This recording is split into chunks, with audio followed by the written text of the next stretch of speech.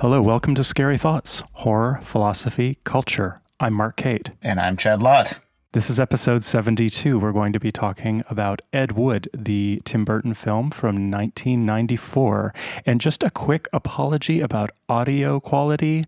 We are in COVID lockdown and not in the same room as we normally are for this podcast, where we pride ourselves in high quality, high fidelity audio. But for this period in time, we get what we get. I would like to introduce to you our friend making a return to Scary Thoughts, who joined us early on for episode 6 to talk about the made-for-TV musical, the Rocky Horror Picture Show, Let's Do the Time Warp Again. Yeah, that's how we felt about that. And again, on episode 58, to discuss Poltergeist, here's our guest, filmmaker and drag mogul, Joshua Grannell, a.k.a. Peaches Christ. Hi, Peaches. Hi, thanks for having me back. So good to be talking to you again. How are you doing in your quarantine? How are you and Nihat faring?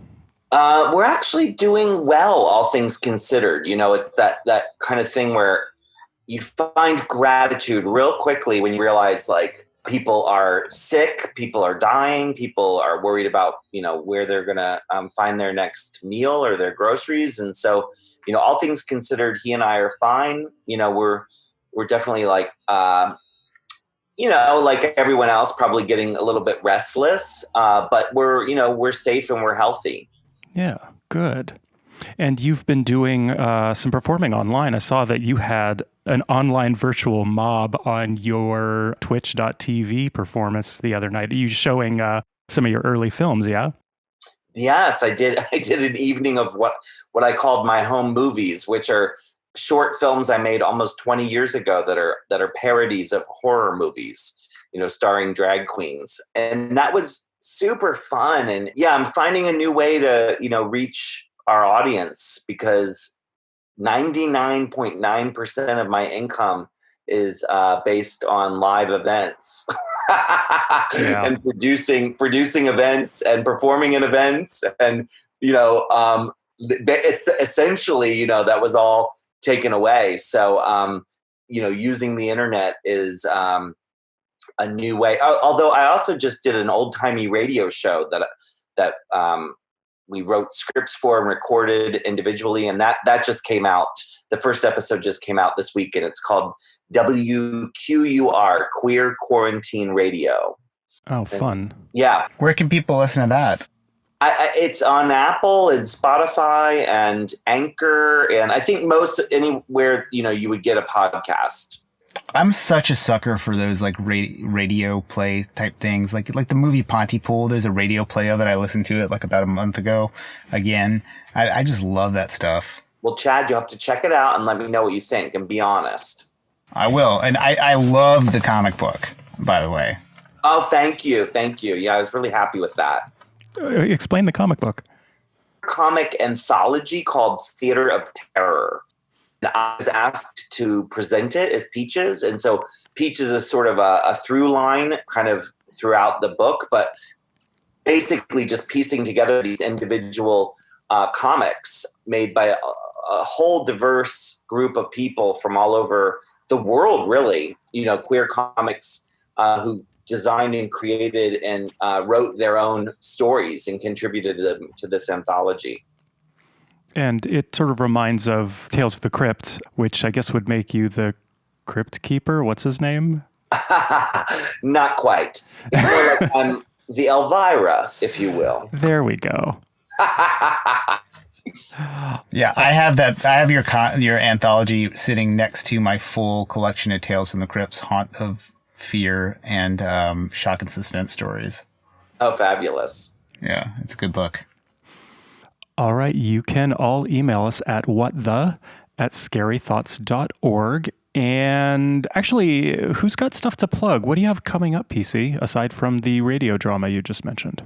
I'm just now able to announce that I've been working with San Francisco Sketch Fest behind the scenes to get permission from all the people that roasted me at my birthday roast a year ago, to be able to put that online and sell tickets to it, so that people who weren't at the event or people who want watch me get called fat and ugly for 2 hours all over again can tune in to the Roast of Peaches Christ. And there'll be information about that at sfsketchfest.com. And the roasters are really star-studded. It's, the mistress, the roast, what do you call it? It's mistress, ceremony, hostess, head roaster? I don't remember.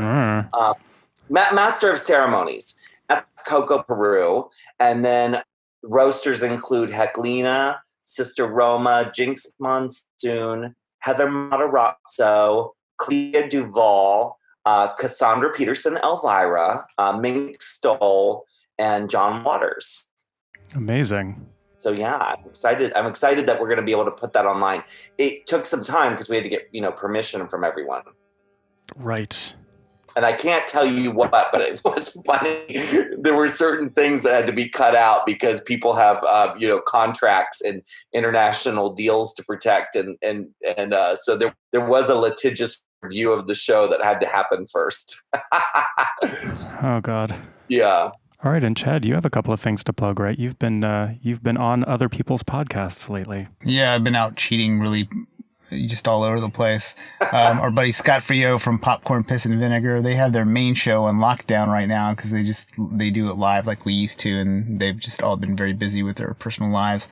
But Scott has a show called Tag Paid Go, which is kind of a little short form, like 6-minute podcast, but he does a song every episode, and I've been giving some book recommendations on that show. Yeah, it's hard to describe. I'd say just go listen to it. Since it's only 6 minutes, you're not going to lose any time. And then my buddy Vance Crowe, Crowe, the Vance Crowe podcast, he and I were sort of like on alternate sides of the natural foods wars years ago. Like he worked at Monsanto while I was working at Whole Foods. And we sort of became friends with each other in this like weird like Christmas truce kind of way.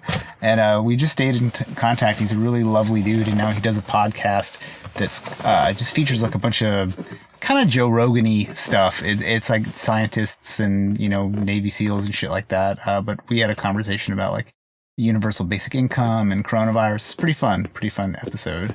So that's available on YouTube. Excellent. And I have something to plug. My band that I've been in for maybe 2.5 years without a performance or a recording released has just finally released something. It's this compilation that just came out called Sci-Solation.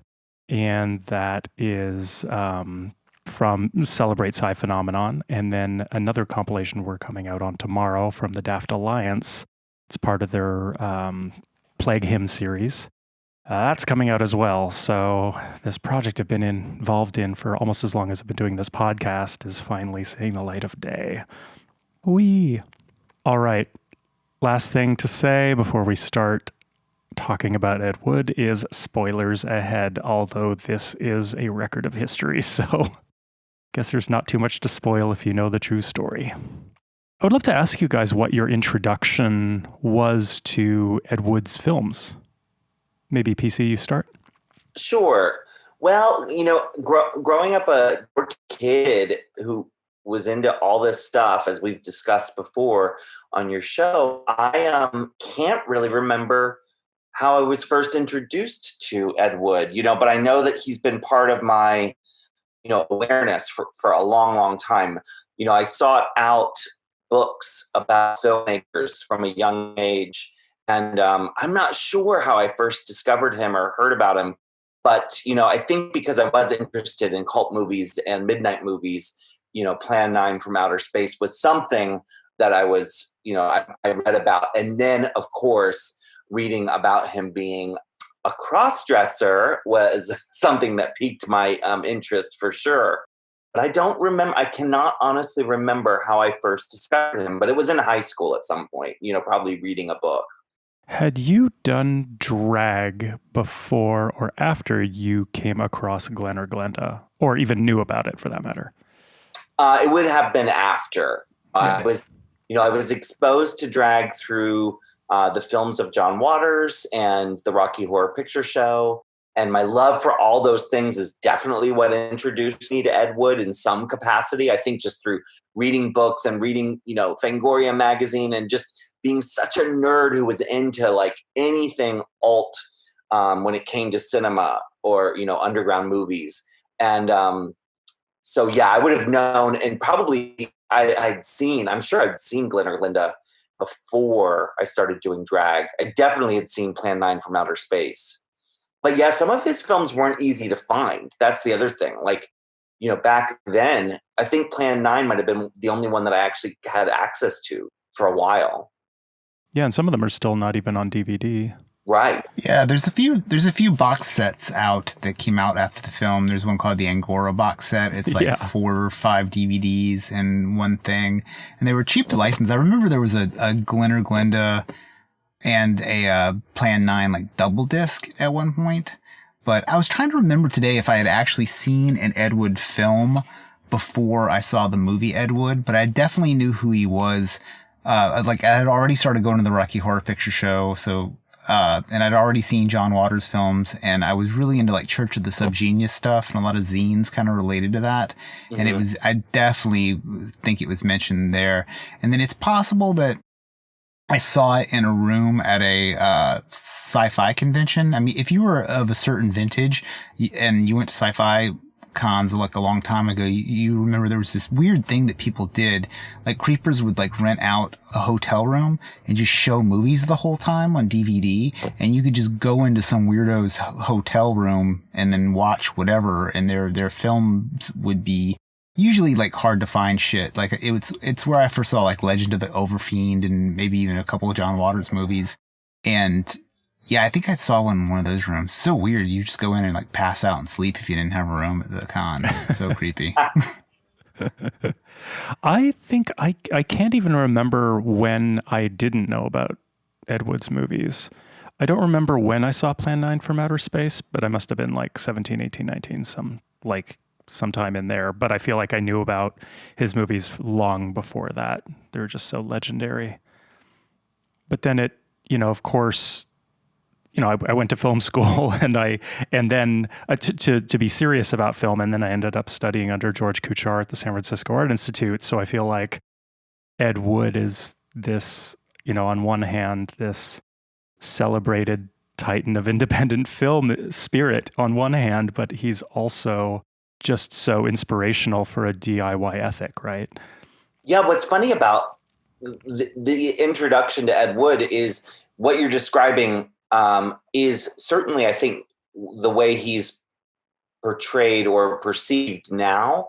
But I remember even back, like when I was into midnight movies and stuff, even amongst the midnight movie fans, he was considered to be the worst filmmaker of all time. Like that was kind of his moniker back then, was sort of it was mean. It was kind of a mean-spirited thing. And I bet there was a bit of like homophobia or, transphobia, like mixed in with this idea that this was the laughably worst filmmaker of all time who made the worst movie, ever made. And it wasn't ironic. It wasn't like the way people, talk about Showgirls or something. Like this was kind of this mean-spirited thing, and I think over time and certainly the Tim Burton film helped, I think, there's been a bit of a kind of apology in the film community, especially among, cinephiles. It's like, hey, wait a minute. Like any filmmaker who makes a movie is deserving of respect. Like if you finish making a movie, especially movies like his, at the time he was making them, like this isn't a fair legacy to give this guy, and it's kind of turned around. But I remember very clearly that I was introduced to him as like the worst filmmaker who ever lived. Absolutely. Yeah, it's interesting thinking about how movies age, like looking at old films and thinking, has this aged well? And I think maybe an offshoot to what you were just saying is maybe it's not that his movies have aged well, but our idea about his movies has aged well. Because, the collective ideas in popular culture around a DIY ethic and aesthetic are so different now than they were even, say, like 80s, 90s when, we were all discovering his movies or when Ed Wood came out. Just the very notion of DIY wasn't necessarily something that everybody celebrated. It was a subcultural ideal. But now it's sort of like tied to art in this very like American do-it-yourself entrepreneurial spirit type of thing, right? It's about being on the vanguard. It's similar to when we talk about punk. At the time, punk terrified most people. Now it is in shopping malls and it's totally accepted and it's celebrated for its renegade spirit. Yeah, I mean, in many ways, you could make a parallel between a filmmaker like Ed Wood and George Lucas, where George Lucas basically did this crazy thing that nobody thought he should do. And in many ways, Star Wars could have been very, very terrible, and cheesy and awful, but they did it right. He was a independent filmmaker who really made it work and crossed over. And it's like, yeah, but the spirit of Ed Wood is very similar. This guy who, like, I love the scene in the movie where the preacher's like, these tombstones don't look real at all. Like, you're gonna take that over again, right? And he's like, no, that doesn't matter, Yeah, it's about the big picture. Movies are picture. about the big picture. Right. This movie is so fucking quotable. It's just got so many moments so many moments of dialogue that are so perfect. I mean, I think this movie is just great. I think it's Tim Burton's best movie by a long shot. I think it's Johnny Depp's best performance by a long shot. And then, like, I think it's a near perfect movie. The costuming is phenomenal. I just love old 50s Hollywood, like so much. And then I think the cinematographer did such a really good job of, like, making the film look great and balancing that with kind of mimicking the look of the film that it's supposed to be. Because the color tone is, if you look at those shot by shot videos you can see on YouTube where you see the actual film versus the Tim Burton version of it, they're really close and they look really good. Yeah.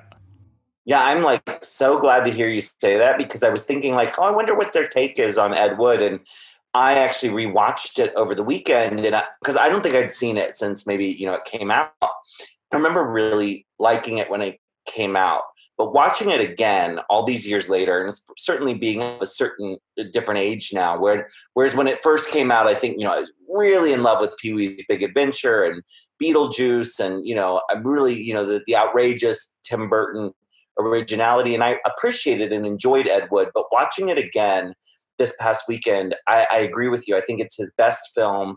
There's so much depth to it. It's such a beautiful movie, both literally, like the way it's shot, but also just in its storytelling.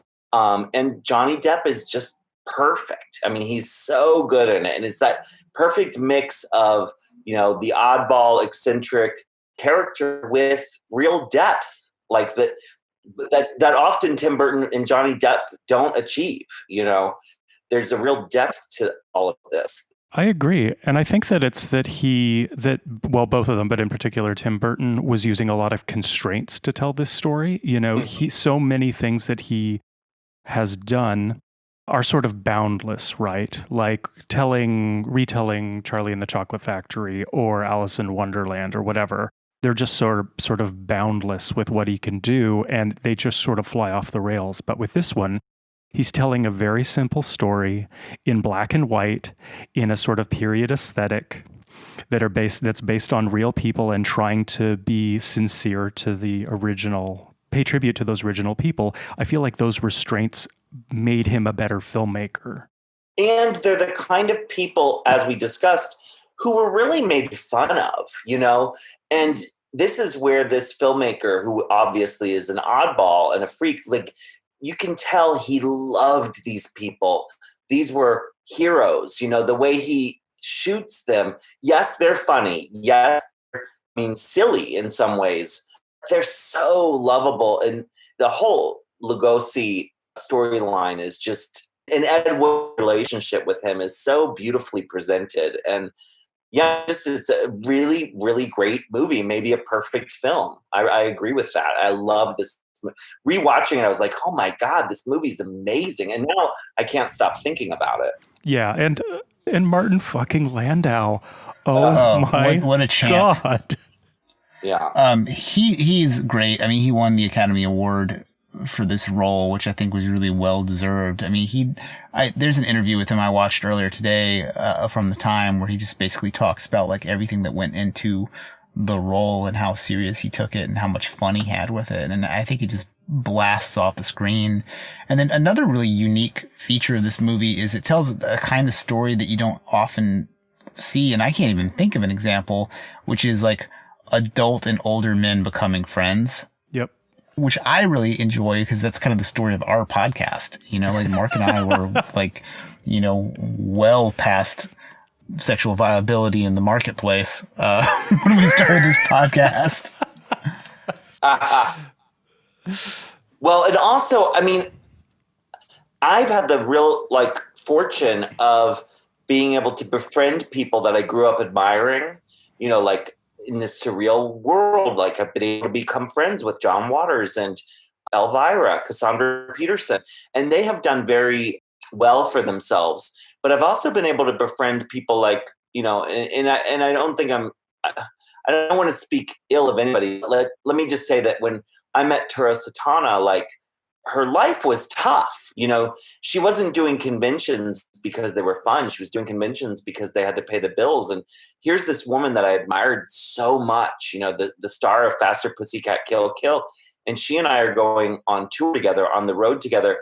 And it was hard for her. You know, it was tough, you know, to go out and be Varla on the road. And now she wasn't a drug addict or anything like that, you know, but she had show business was kind to her, you know, it was tough. You know, it was like she made these cult movies and, you know, she then became a nurse and she had an abusive husband. And, you know, it was that thing where later in life, it was hard for her and she needed to become Varla again in order to pay the bills, you know, put on a wig and the Faster Pussycat outfit. And watching the movie and watching Ed Wood's affinity for this man that was Dracula. I mean, you could see the way Johnny Depp portrayed it. Like he just loved him so much because of the gift of the performances he'd given, coupled with the reality of his tragic, you know, senior years.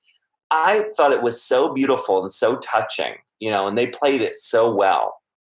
Absolutely. And there are a lot of ways in which this is a buddy movie, but part of what makes Ed Wood's key movies so mesmerizing and this story so compelling is also this ensemble of unique people that he was able to surround himself with. And that's something that, I mean, we definitely see with someone like John Waters, where it's obviously there's a really compelling artist at the helm, but he's surrounded himself with these amazing people. And I think that's very different from, say, looking at a movie like The Disaster Artist, which is, you know, sort of the disaster artist is to the room as Ed Wood is to maybe Plan 9 from Outer Space.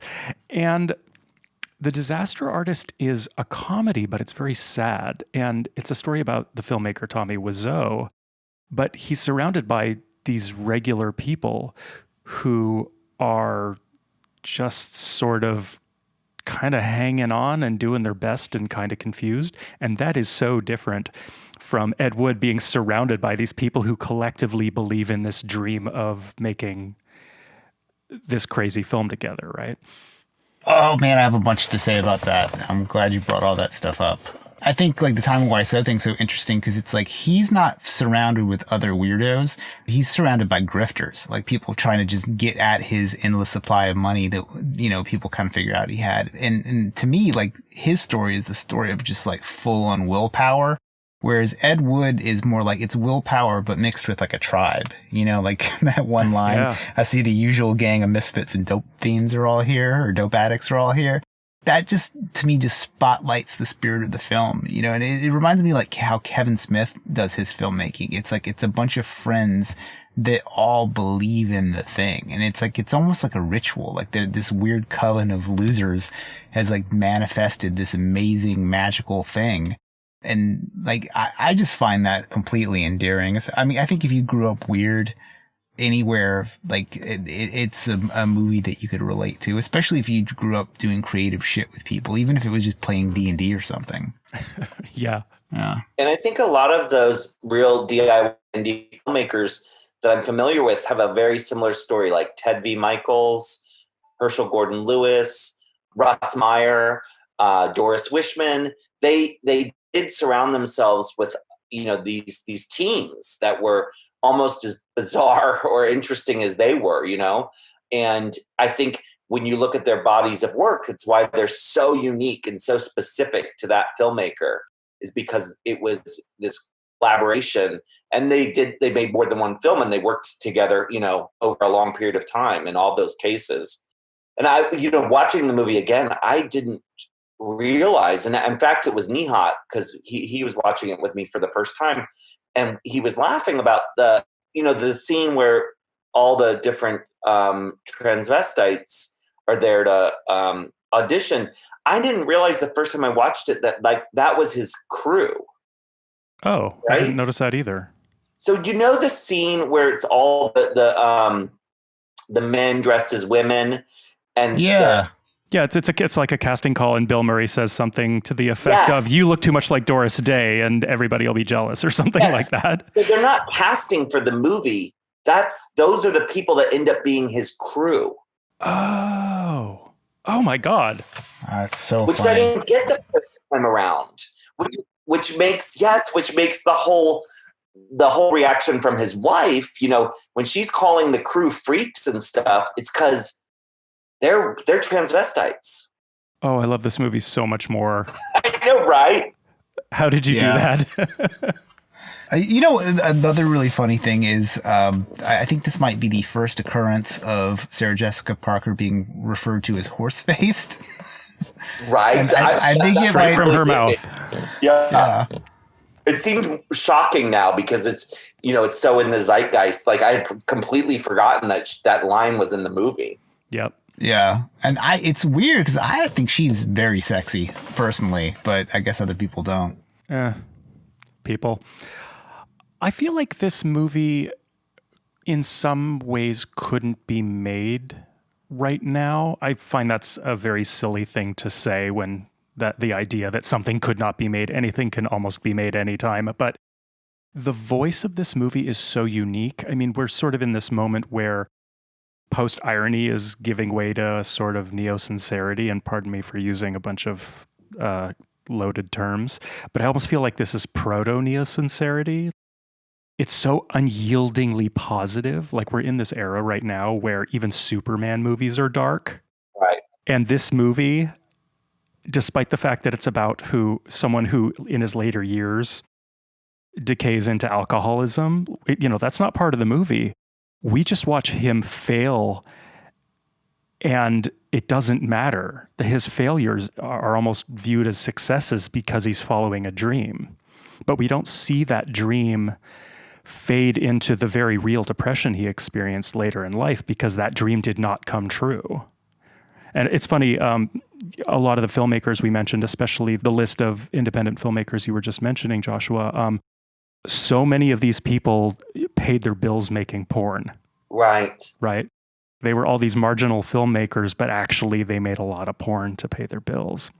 But I think it's interesting that these films that are like so bad they're good, or so odd that they're super compelling, despite the fact that they have these very obvious limitations in their production, we're still in a sense laughing at them, right? The delight is still just ever so slightly predatory, even if it's a campy celebration.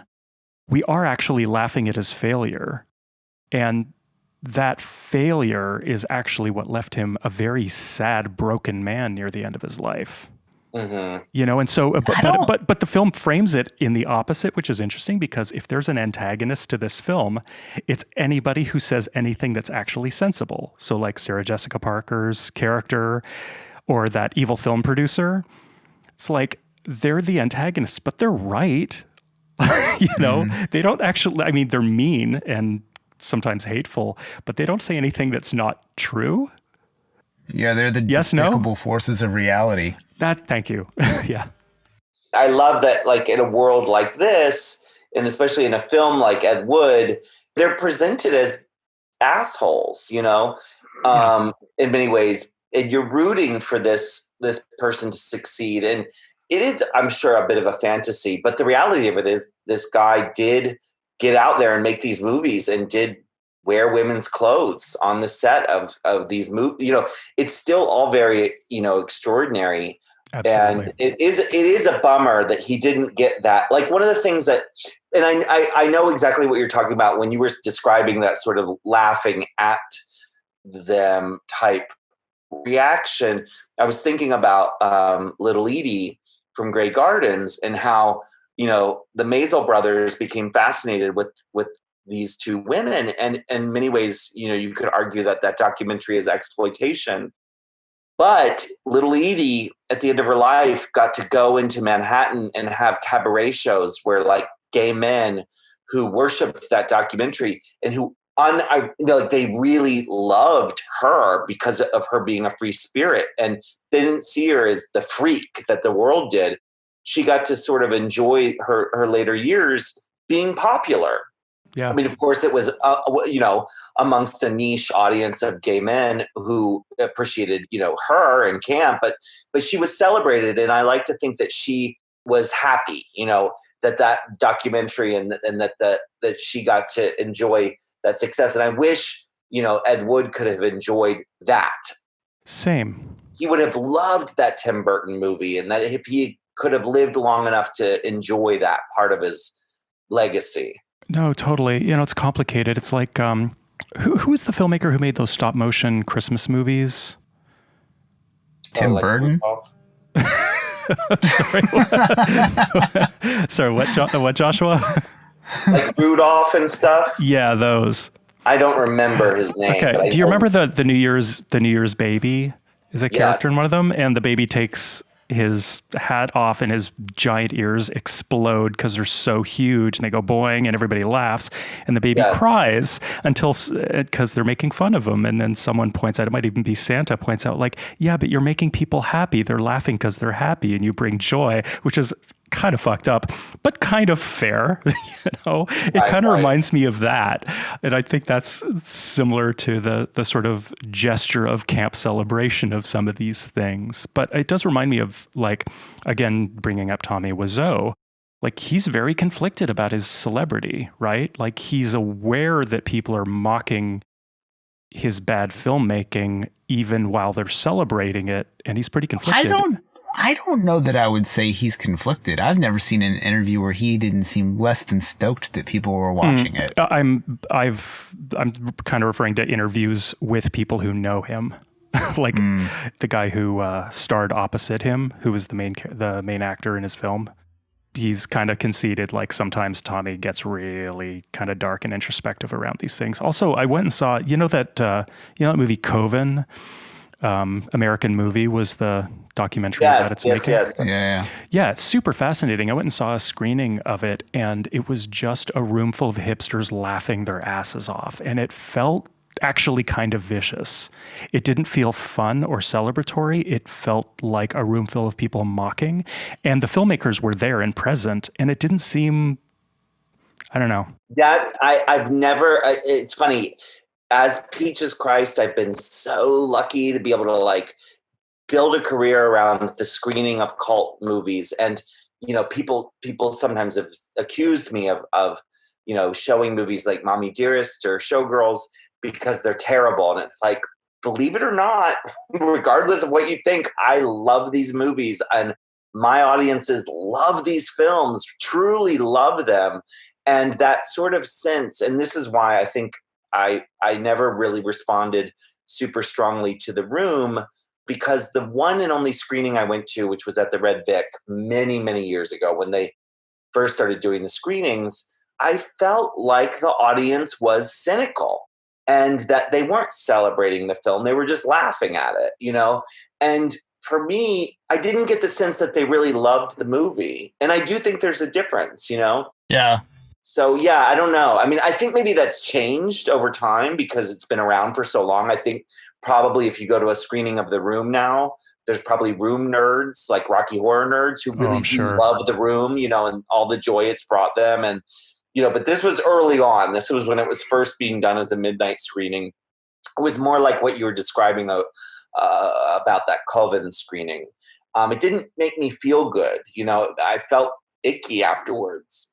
Man, when I saw that movie, I felt like those dudes were heroes. Like, cause I was working in this little indie film theater at the time, and to see, like, to me, it's just crazy that people can make movies. Like, Bruce Lee refers to them as the perfect mixture of business and art. And I've just never had the business acumen. So, making a movie has always felt insurmountable. And to me, like, these films like, Plan 9 or Coven or The Room, they're like outsider art pieces to me. Yeah. Like, I think that, like, the thing about them is they're not bad. They're just weird. And that they're an average film school dude would never be able to make anything like that. Anything as original as any of these films, especially considering the financial restrictions they had. Yeah, they're all super compelling, those movies. Like all the sort of like titans of what we regard as bad cinema. Like, take the bad cinema out of it. These are super compelling movies, like Birdemic or Troll 2 or The Room or whatever. Put aside the financial limitations, they are bafflingly weird and compelling movies. And it's not, I don't really go for the like, you can't tear your eyes away like it's a car crash. I don't think it's like that at all. I think it's like looking at Guernica. Like, you're just sort of like confronted with something that is hard to wrap your head around, right? Like Plan 9 from Outer Space. How the fuck does that happen? But I think you also... It is magical. You do, I think, I will say, I think you need to have some sort of like personal cultural end though. Like, I don't think you could take some normie off the street, play them Plan 9 just like without any context and have them really enjoy it. They might not enjoy it, but they might also never forget it, right? Yeah. It's like when I made my wife watch El Topo. Oops. Well, with Ed Wood, what did you guys think about the stylistic choice, the choice to go black and white, high contrast lighting, recreating the scenes almost verbatim? I think it's great. Worked. Yeah, I think it was a really beautiful tribute and way to tell the story. Even the way that it borrows elements from Plan 9 in its structure, like the opening credit sequence and the prologue by Griswold, all that stuff is cool. Did you say Griswold? I did say Griswold. What's the guy's name? The psychic's name? Griswell. Griswold. But Griswold is Vacation. Vacation. Amazing. Yeah, well, I've been working on this whole thing about how National Lampoon Vacation is actually just a remake of As I Lay Dying, the Faulkner novel. But I haven't quite worked it all out yet. It just basically involves a wagon that gets destroyed while transporting an old woman. So, wow. Yeah. It's funny, the choice to shoot it in black and white and all the framing devices it employs. It feels like a precursor to so much of what we see now, like American Horror Story 1984 or Stranger Things, or all of this 80s retro stuff where you slap a VHS filter on things or whatever, or blast in an 80s pop song to make retro references. The Instagram filter effect. I feel like this movie is so not that it's this deep tribute that functions kind of differently, although it's a precursor to that sort of thing. Yeah. I agree. And I think it's a movie. It's one of my favorite, I don't know if you call it a genre, but movies about movies, I just love. Yeah. And I've always loved movies about movies. And I feel like this is a movie about movies. It's a film about a filmmaker. And it would have been it's so disappointing if he didn't attempt to do what he did.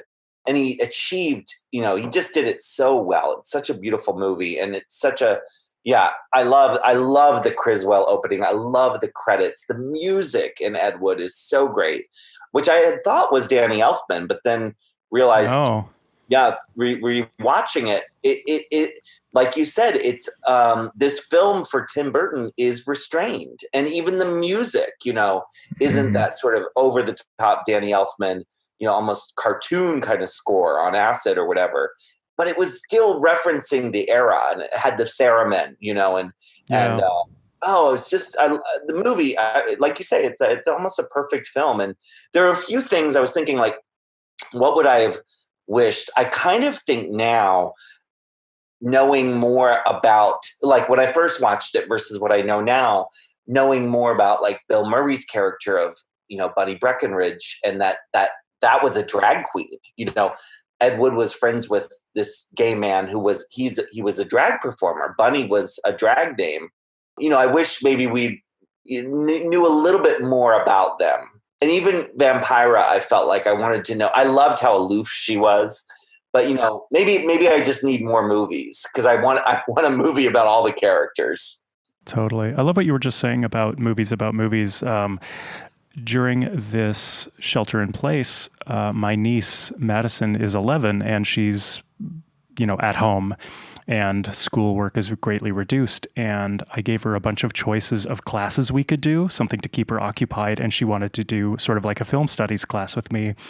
So once a week, I've been assigning her a movie, and then we talk about it for an hour. And the last movie we did was Singin' in the Rain.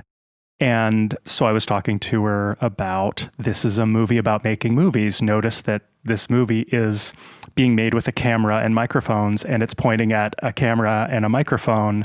And that just like totally blew her mind, right?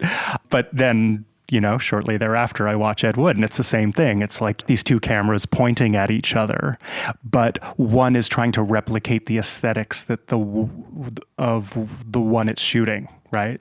There's so many good movies in that genre too.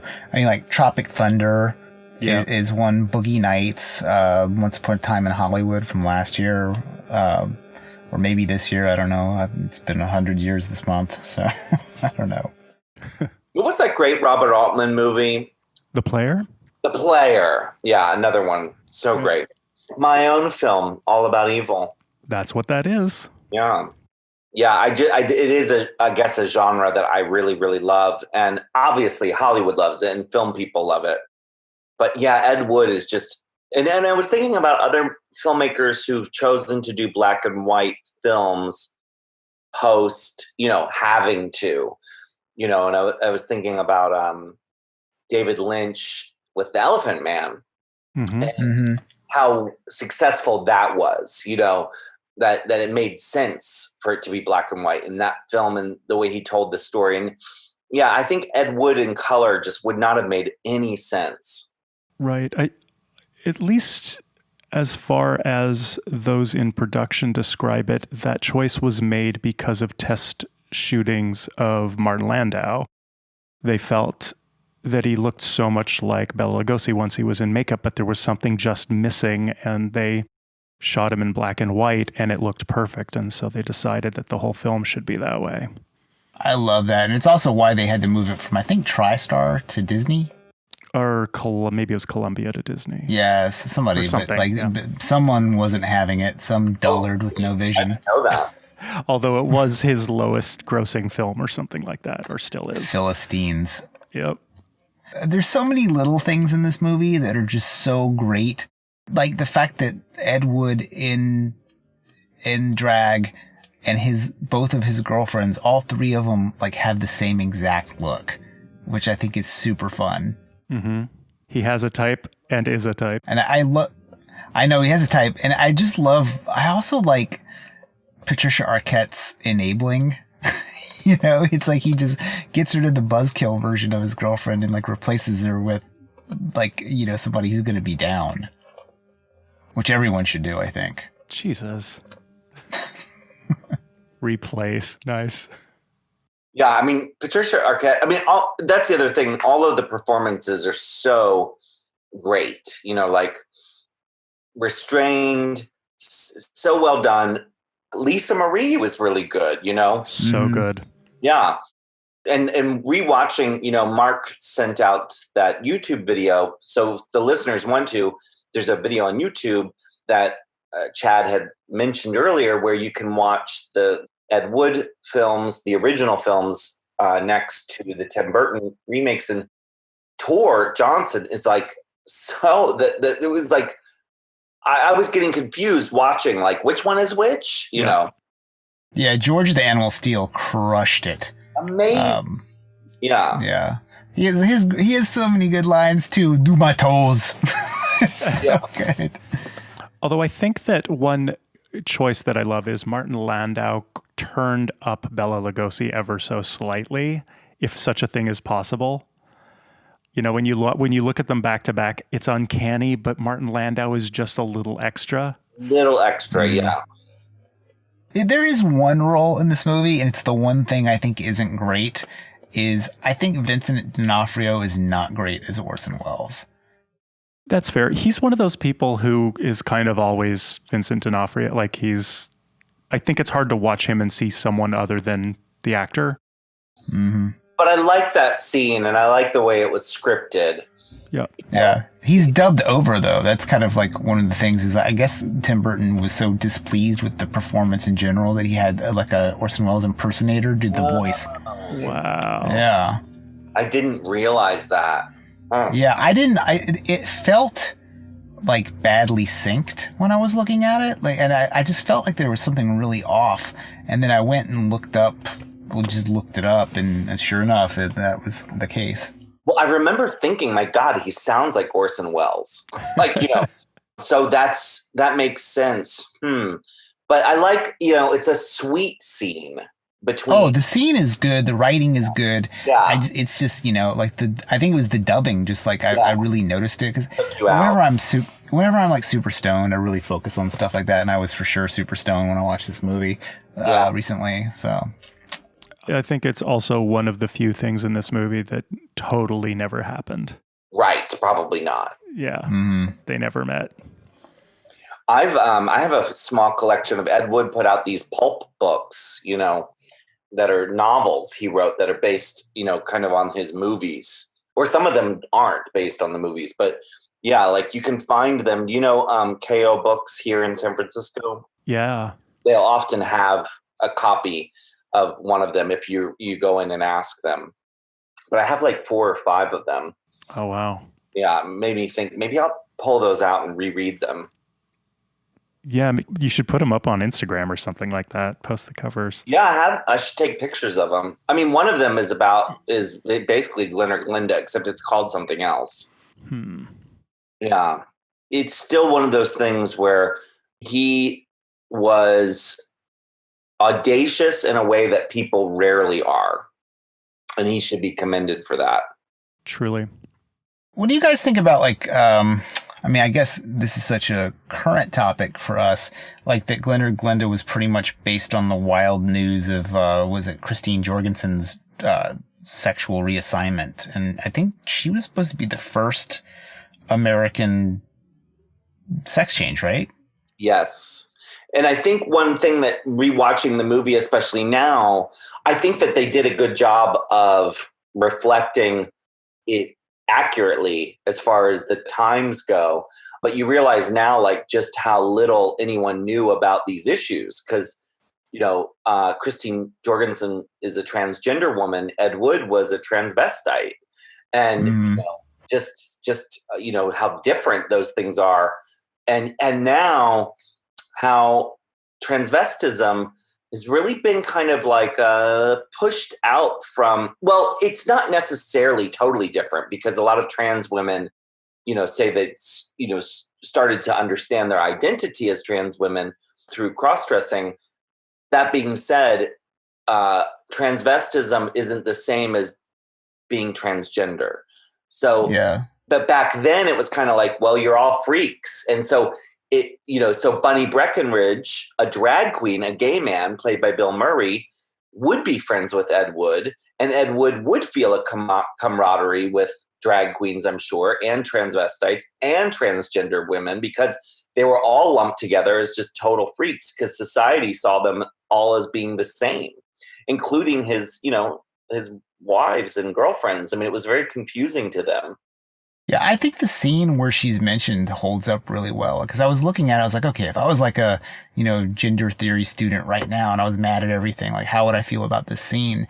And I think it's done really well because the movie producer guy is like, he's like, yeah, I'm cashing in on this wild story. And then the way Johnny Depp plays it, you can see in his face that there's like a sympathy, and he almost like recognizes like in that story, like the story of a fellow traveler. And then he has like the balls, to basically take that idea and turn it into his own weird biopic, which I think is just so bold. Like if somebody hired me to make a certain type of movie, I'm not turning it into like a crazy memoir expose, you know? Yeah, I think that's something that's really interesting is that moment is when he is essentially turning exploitation into celebration, right? Mm-hmm. And it's, of course, it is part of the thing I was saying earlier where, unfortunately, that evil producer is right. He did invest a bunch of money into something and then it got blown. However, he wanted something salacious and exploitative, and Ed Wood, it's almost as if the film depicts it such that he doesn't recognize that. That's just not that. It's not that he's going to fight back. It's not that he's going to turn it on its end. He's just like, oh, that's my story. I'm the best one to tell this, Yeah, I loved that. And I think, Chad, you're right. Like, I think, Tim Burton is a freak at the end of the day. And I think he grew up being a weirdo. And so I think you can tell that he identifies with the underdogs in his stories. Mm-hmm. And certainly Ed Wood or a trans woman like Christine Jorgensen would be someone that Tim Burton has no interest in trivializing. Mm-hmm. And you could feel that in the film. There was a respect there. Yeah, there's even a scene where Bunny is like off to get a sex reassignment in Mexico, and then it doesn't happen. And then it's like the story is it just went off the rails. And you're like, man, I want to see a movie about that weekend. Oh, yeah. Yeah, after watching Ed Wood the other night, I went into a Bunny Breckenridge, Google K-hole and just, tried to figure out a lot about her. So, yeah, I don't know. I don't know if she was a trans woman who was a drag performer. Who knows? Mm-hmm. I'm sure they did the best they could to honor. And, Bill Murray, he could have played it really like an ass. You know what I mean? Like a jerk, but he didn't. I love his portrayal. Yep. And there's a lot of humor and comedy in this movie. Yeah. But like none of it is at the expense of our heroes.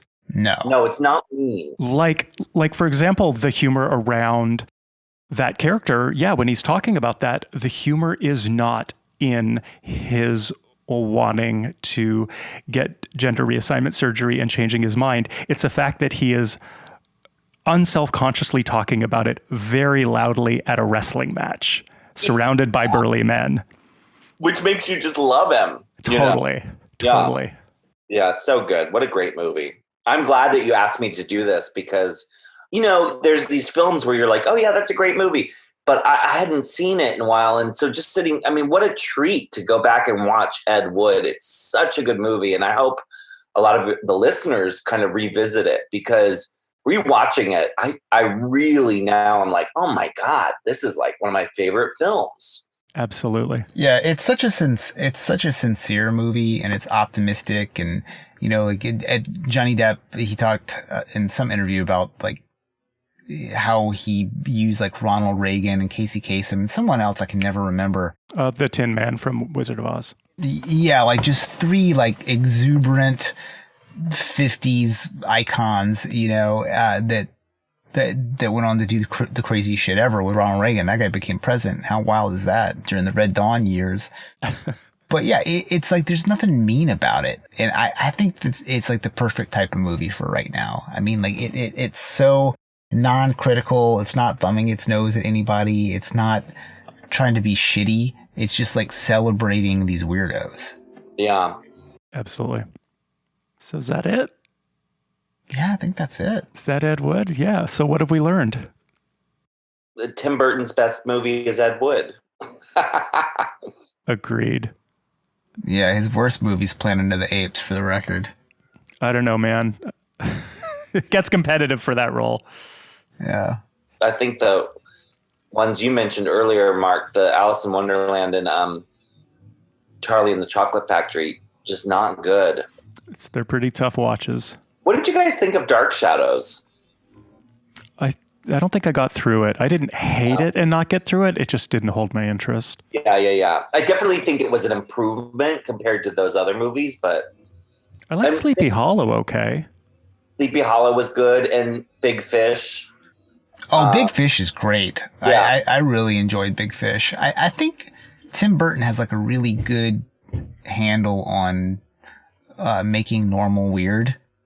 Yes. And you know, like the suburbs in Edward Scissorhands, I think are just a great example, and pretty much all of Pee-wee's Big Adventure. I mean, I've probably seen Pee-wee's Big Adventure over 10 times. Oh, God, I've seen it over 20 times, I think. Yeah, that's a pretty special When's Paul Rubens coming back? I feel like they should be dusting him off about now, right? Well, he was on tour with an anniversary for Pee-wee's Big Adventure when this all happened. And in fact, I think the San Francisco show did happen. It was at the Masonic. It was a huge event with Paul Rubens there. Nice. Wow. Yeah. Did it lean more like on the show, or did it kind of go back to like the raunchy roots? No, it was a Pee-wee's Big Adventure tour for the anniversary of the Tim Burton film with Paul the film hosting it. So they'd screened the movie, and then Paul did like an interview and live Q&A. Huh. Nice. That sounds great. Yeah. But the tour, of course, has been postponed because he was in the middle of it when this all happened. Oh, wow. Okay. And he had a Netflix special not that long ago. Yeah, he had a whole new Netflix movie, which I actually really like. There's so much it's so gay. It's so queer. And it's him as Pee-wee with Joe Manganiello as his best friend. And they, it's very well done. I loved it. Oh, cool. All right. We got a couple of emails to just go through. So we got one from Christine Murray. Hi, Christine. And she says, somehow you tied in Married with Children, David Foster Wallace, The Violence of Institutional Power, Alligator Farms, Upton Sinclair, Ironic Haircuts, the 2016 election, Pirates, NRA firearms education, General Tso, ISIS, comic book malaise, and the ethics of breeding French bulldogs. This is why your podcast wins. Thank you, Christine. But then she also said, what is a creep and how it is quantified? Excellent topic for a future episode of Scary Thoughts. I agree. It might be a good episode subject for self-help for nihilists as well somehow. How not to be a creep. I think you can it's like being a pedophile. You either are or you aren't. And you act or you don't. I think you're just born creepy. I don't know. I sort of feel that way, but I also feel almost like a creep. It's you could almost make a case for all men are creeps. It's a matter of degree. I mean, I guess. It's not a switch that's on or off. But you know what though? I feel like there's inherent creepiness, which kind of leans into that. It's kind of a hacky joke. If people wouldn't mind the casting couch if it was Brad Pitt being the director. There's that kind of hacky joke out there where it's I don't know. I guess I was going to say, can you be successful and cool and not be be a creep too? I don't know. I guess I'm at sea on this one. I don't really know. I've definitely known some creeps. Oh yeah. Joshua, any thoughts about creeps?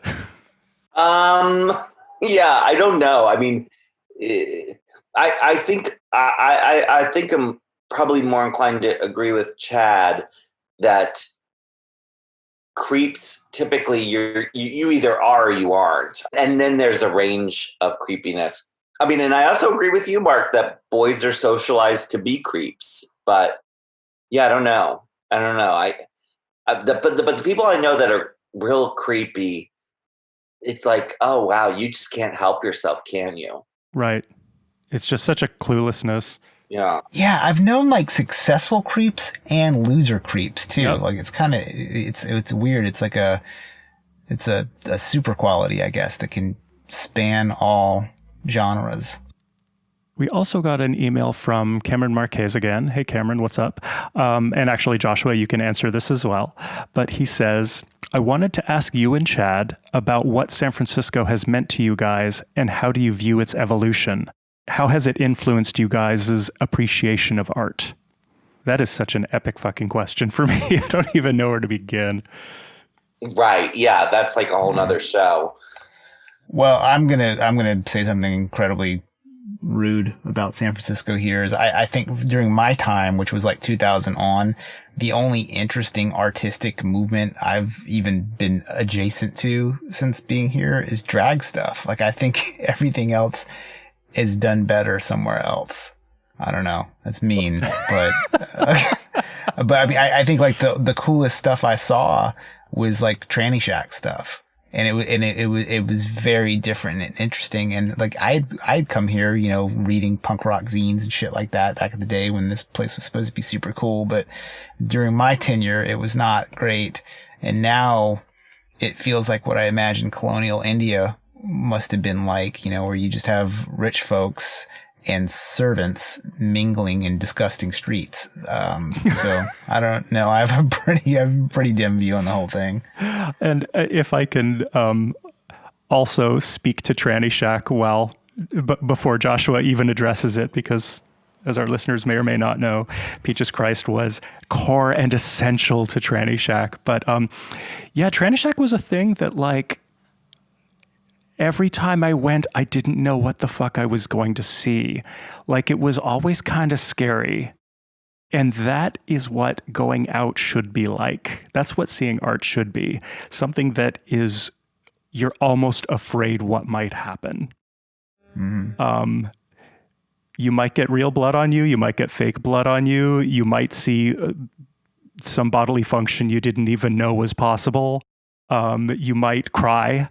It was pretty compelling, but my short answer that I say a lot about San Francisco is, when I was young, I wanted to move to San Francisco to be part of something, and then I was, and that thing is long gone, and I'm still here, and I'm happy to be still here. It's awesome. I love this place, but like, a lot of art is gone. It's just not that city anymore, which is too bad, but there's still lots here. But nothing is what it used to be, which as you get older, you start to realize, you know, I look at like Provincetown and people like talking about Provincetown is not the same as it used to be. Well, you know, people my age are talking about the late 90s, early 2000s. John Waters and Mink Stoll, they're talking about the late 60s, you know. Right. And so it's this thing where you realize like John and Mink and these people have been around longer. They're less bitter about modern day Provincetown or Baltimore or San Francisco because they've accepted it. Right. And I think with San Francisco, what you've got is this dramatic shift, because, you know, this thing that took over the world, you know, technology is here in Silicon Valley, and San Francisco, you know, overnight became this sort of center for money making, and just the history of the city was so radically changed in such a short period of time. That's why so many of us are so kind of like baffled by it still, you know. And what you described, Chad, is true. It's almost like we're living in in like a third world country or something, because the rich are so rich and the poor are so poor, and the streets are so bizarre, and, you know, there's so much mental illness, and we're not taking care of people. It is still a city I love to live in, but I'm really struggling with it. That being said, New York isn't what it used to be. Seattle, Austin, Texas, you know, most of the interesting cities that I really care about have evolved and changed in ways that I don't particularly care for. Yeah, that thing about getting older and your perspective shifting, the way I feel that operates for me is that I definitely privilege a certain sort of avant-garde bohemianism, and that's kind of hokey to frame it that way, but the way I evaluate the quality of a city is how many people are commingling with very different conflicting ideas and finding a sort of like harmony through creativity. Mm-hmm. And I don't know where that is right now. I mean, it's not like I've been everywhere, but I've been a lot of places, and it just seems to be receding in all major cities, which is where it used to be for the last 200 years. Yeah. I do wonder, and especially with this situation, what things are going to look like on the other side of this, because Yep. I read something where it's like, the people who can afford to will move out of the cities. Well, there's like optimism there for me.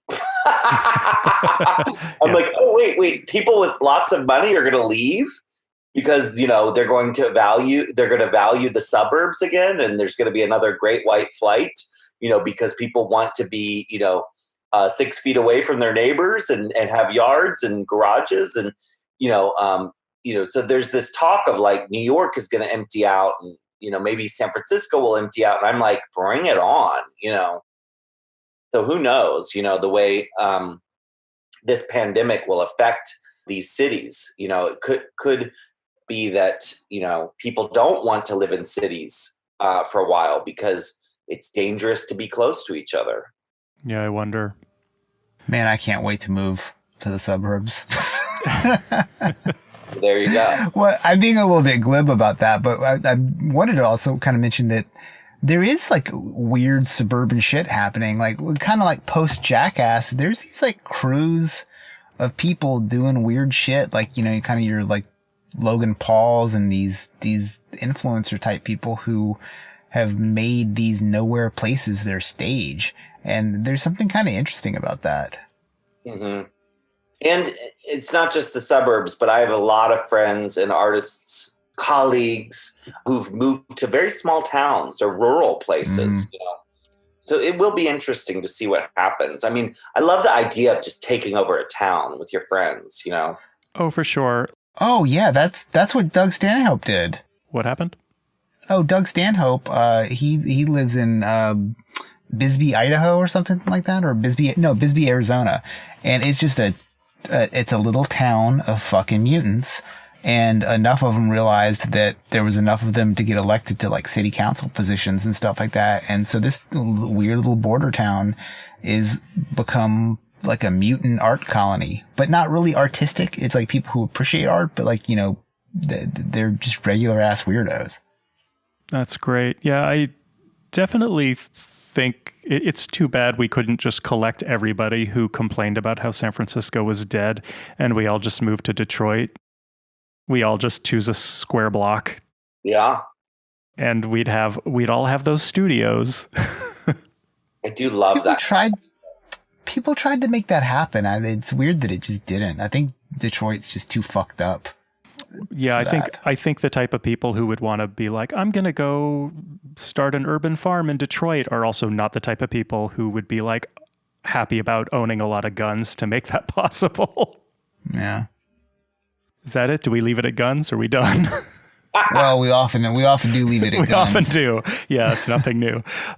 All right. Well, Peaches, Joshua, thank you so much for joining us. That was great. Yeah. Thanks for having me, and thanks for reminding me about how much I love that film. It was a real treat to watch that movie again. So I really, even if your listeners, remember the film, but you haven't seen it in a while, go back and watch it. Absolutely. Yeah, you'll love watching it right now, especially. I mean, it'll check you out of your moment. It's great. Believe anything is possible. Yeah. All right. Thanks for listening. Cut and print.